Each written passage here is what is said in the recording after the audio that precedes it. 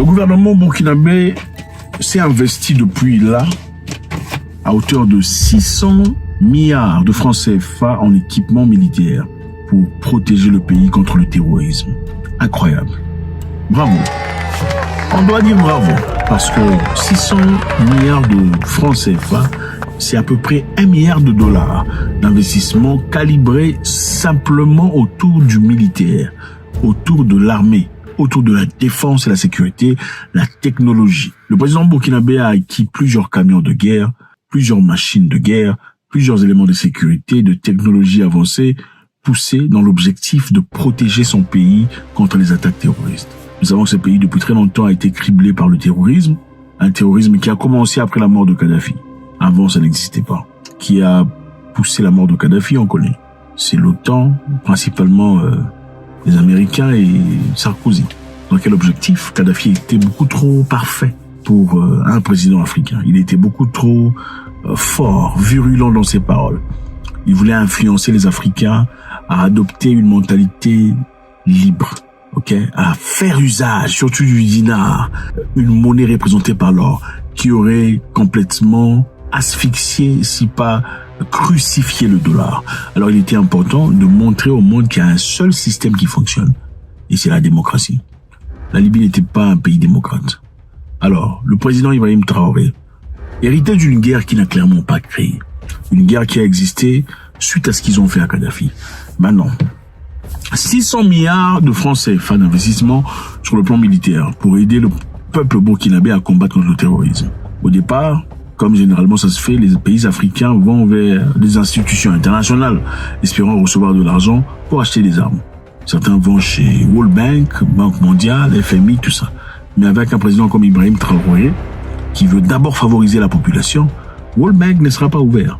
Monsieur Ibrahim Traoré a refusé d'accepter son salaire de président. Incroyable, c'est incroyable. Ça ne se fait pas chez les Africains. Ça s'est fait il y a longtemps, peut-être à l'instar d'un plus grand qui n'est plus. Ça ne s'est fait pas. En Afrique, généralement, quand on devient président, c'est l'opportunité de s'enrichir. Pas seulement soi, enrichir aussi ses copains, ses copines, avoir une deuxième femme non connue par le public, une troisième femme aussi pas une quatrième. Ce sont, les voisins de ces femmes-là qui finalement révéleront qu'en fait, c'est votre femme parce que subitement, elle commence à s'enrichir, construire, voyager et tout le bazar. Tout ça au détriment de la population. Le monsieur Ibrahim Traoré n'est pas distrait. Ce n'est pas un homme distrait. C'est un homme concentré dans son travail. Et son travail parle pour soi-même. Monsieur est présent au front. Un président de la République, en tenue militaire et Kalachnikov en main, présent au front. Il n'y a pas de « oh, vous partez là-bas, faites-nous des rapports ». Non, il est sur place, en train de parler à son frère. Sur place, en train d'expliquer à ses compatriotes burkinabés que c'est vous qui avez érigé les drapeaux ici. Ils ne peuvent pas vous intimider. Ça, c'est votre territoire. Ce n'est pas dans vous voyez, non, c'est sur place. Un jeune homme de 36 ans d'âge, qui n'a plus rien à prouver aujourd'hui. Les investissements sont clairs. On a acquis des camions, on a acquis des machines, on a acquis beaucoup de choses jusque-là pour aider l'armée burkinabé à s'équiper correctement. Et encore plus, qui est beaucoup plus important, c'est le fait que monsieur lui-même a de l'expérience sur terrain. Et comme il a de l'expérience sur le terrain, il comprend ce que l'armée burkinabé a besoin pour gagner cette guerre. Ce n'est pas une personne, un culte qui ne s'y connaît pas, qui a besoin de conseillers par-ci, par-là, des conseillers aussi qui ne se connaissent pas, qui sont peut-être des gens de leur propre tribu et tout le bazar. Ce n'est pas ça. Au Burkina Faso, ce n'est pas ça. Le président est armé mentalement. C'est une personne qui connaît la guerre. C'est une personne qui comprend les enjeux. Et autour de cela, il y a l'intérêt national, au-delà des intérêts personnels des groupuscules. Il y a de quoi être inspiré. Monsieur Traoré, évidemment, aujourd'hui, ne fait pas plaisir à l'Ouest. Parce que sa politique est très claire. Dès le départ, il est parti en Russie voir son homologue russe pour discuter et dire ouvertement comment ça se fait que nous, l'Afrique, sommes des pays les plus riches, censés en tout cas être les pays les plus riches. Mais nous sommes ceux qui souffrent, ceux qui sont en difficulté. Ça n'a aucun sens. Est-ce que vous pensez que l'Occident aime entendre ça? Non, absolument pas. Et je pense que, d'ailleurs, ils font un excellent travail de protection. Monsieur Traoré doit être protégé à tout prix par son peuple, par ses frères. Et jusque-là, nous avons vu à plusieurs reprises des tentatives obscures à son égard. Mais clairement, le monsieur est protégé par un esprit supérieur.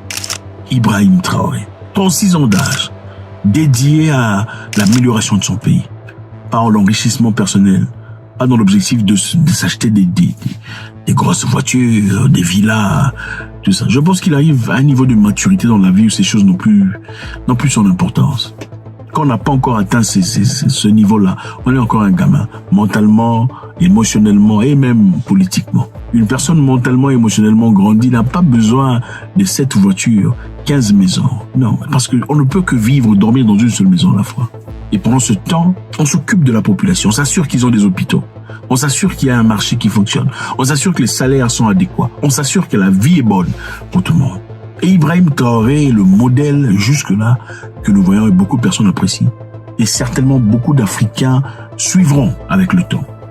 Monsieur Lavrov, Sergueï Lavrov de la Russie, ministre des Affaires étrangères, fait un voyage au Burkina Faso pendant son périple à travers l'Afrique dans l'objectif de renforcer la coopération de la Russie avec les pays africains.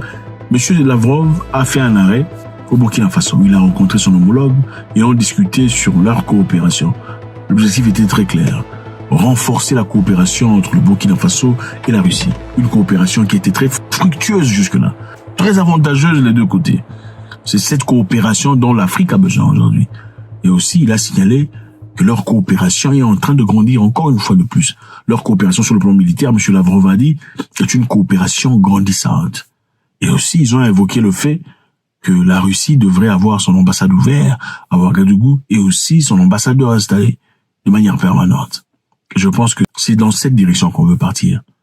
Okay. Et beaucoup de personnes sont en train d'être inspirées par ce qui s'est passé au Burkina Faso. Au Burkina Faso, l'histoire est très simple. M. Traoré est venu au pouvoir de manière forte, avec de la puissance, pour remplacer une personne, un président qui clairement n'était pas très intéressé à comment libérer le pays contre le terrorisme. En tout cas, un président qui a fait preuve de beaucoup de laxisme à cet égard. Le président même, qui était avant lui, a remplacé un autre président de la même façon. Mais jusque-là, rien ne s'est passé parce que, évidemment, il y a des esprits négatifs qui sont là, avec l'objectif de détruire M. Traoré. Mais nous pensons encore une fois qu'il y a un esprit supérieur qui le protège. Jusque-là, il a fait beaucoup d'efforts. Et comme on dit, on ne peut juger une personne sur preuve que de ce qu'il a fait dans le passé. M. Traoré a acquis des machines pour l'agriculture. Il a équipé beaucoup de personnes. Il s'est investi dans ce qui est de la construction de son pays. Sur le plan alimentaire, c'est très important. Un pays qui ne mange pas est un pays affamé. Un pays affamé accepte n'importe quoi, de n'importe qui. Un pays qui ne mange pas bien est un pays affamé qui crée des mendiants en cravate. C'est ça. Quand le pays est affamé, vous avez des mendiants en cravate. Et quand le mendiant devient en cravate, ça devient un danger éminent pour la stabilité du pays. Parce que n'importe qui dans son bureau est prêt à accepter n'importe quoi, pourvu qu'il se fasse un petit bol de riz. S'il n'est pas occupé, il n'est pas payé correctement. Monsieur Traoré, clairement en train de faire un travail énorme. Un an, un bilan très satisfaisant et nul Burkinabé ne peut dire le contraire. Puisque d'abord nous voyons ce que le capitaine a déjà fait, remettre beaucoup de villages en place. Déjà c'est un acquis pour nous et on est fiers de lui et nous lui faisons confiance et nous savons qu'on va gagner cette guerre contre les faiseurs du mal. En coopération avec la Russie, en coopération avec la Chine, nous voyons l'agriculture en train d'évoluer, nous voyons clairement des travaux des hôpitaux qui sont en train d'améliorer, des travaux de route en train d'être améliorés, des travaux de guerre, des machines de guerre qui sont à disponibilité.